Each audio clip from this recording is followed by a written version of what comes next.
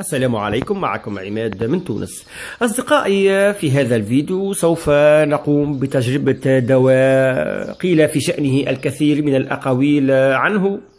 ما هنالك من قال إنه من أقوى وأجود الأدوية التي صادفوها في علاج بعض الأمراض المستعصية للطيور، وكذلك هنالك بعض الإخوة من قال إنه ليس بدواء فعال. إذن فسوف أقوم أنا في هذا الفيديو بتجربته على بعض طيوري.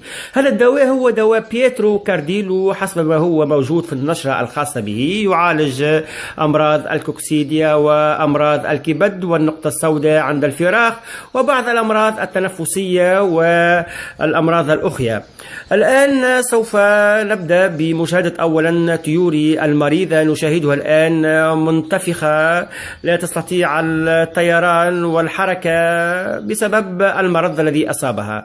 سوف نبدأ الآن أصدقائي بتقديم هذا الدواء بيترو كارديلو لطيوري، نتبين في الأخير حقيقة هذا الدواء.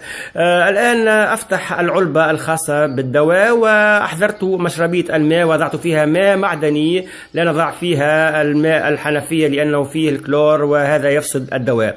نأخذ بطرف السكين أو الملعقة الصغيرة قليل من هذا الدواء ونمزجه مع الماء المعدني، وسوف نقوم الآن بضخه ليمتزج الدواء مع الماء، وأضعه للطيور لتشرب. وطيوري أصدقائي بالمناسبة قمت بتعطيشها لمدة ساعة ونصف، ونشاهد الآن كيف بدأت بالشرب شرب الماء، وسوف يتبين لنا بعد 5 أو 4 أو 6 أيام مفعول هذا الدواء ونحكم عليه أو ضده.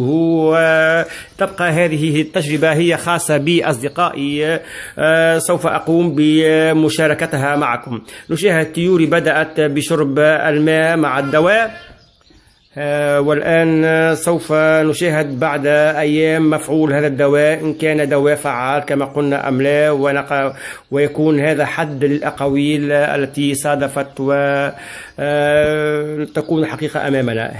هذه الطيور أصدقائي بعد 4 أيام نشاهدها أمامنا، يعني ويبقى الحكم لكم هل هي نفس الطيور التي شاهدناها قبل يعني إعطاء الدواء لها.